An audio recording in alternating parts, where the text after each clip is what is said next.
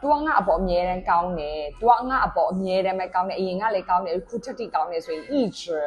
他一直对我很好，他一直对我很好，他都个一直别人没对我阿婆很好，人高买喏，那个没我人没。ใจนิดเดียวน้องอาไม่โอ้เมียได้ไหมใจนิดเดียวน้องยังใจนิดเดียว所以我一直很喜欢你我一直很喜欢你我只能一直说เมียได้ไหม很ยังไหม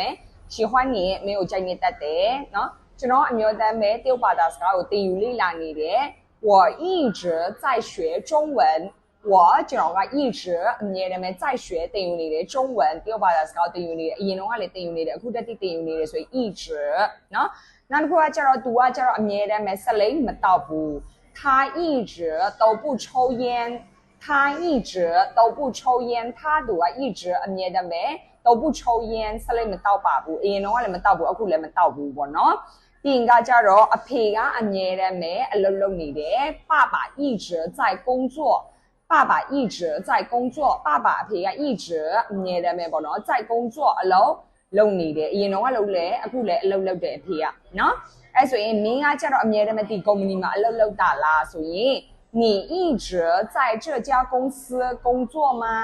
你一直在这家公司工作吗你ခင်ဗျား一直အမြဲတမ်း在做嘛这家公司ဒီကုမ္ပဏီမှာပဲ工作မှာအလုပ်လုပ်တာလားနော်အမြဲတမ်းလုပ်တာလားဆိုရင်ဒီဟာလေးကိုသုံးလို့ရပါတယ်ဒါကလေးဆွေတော့ကပေါ့နော် online class မှာပေါ့နော်နေ့စဉ်သုံးစကားပြောလေးတွေเนาะအခြေခံလုံးဝမရှိသေးဘူးအခြေခံနဲ့နေ့စဉ်သုံးလေးတွေတက်ချင်တယ်။သမင်းစားရည်တောက်သွားလာတာစားတာတောက်တာအမြင်ပြောတတ်ဆိုတဲ့ရှိချင်နေဆိုရင်เนาะ speaking အတန်းလေးတွေရှိပါတယ်။ဒါမှမဟုတ်ကအခြေခံရှိပြီးသားပေါ့နော်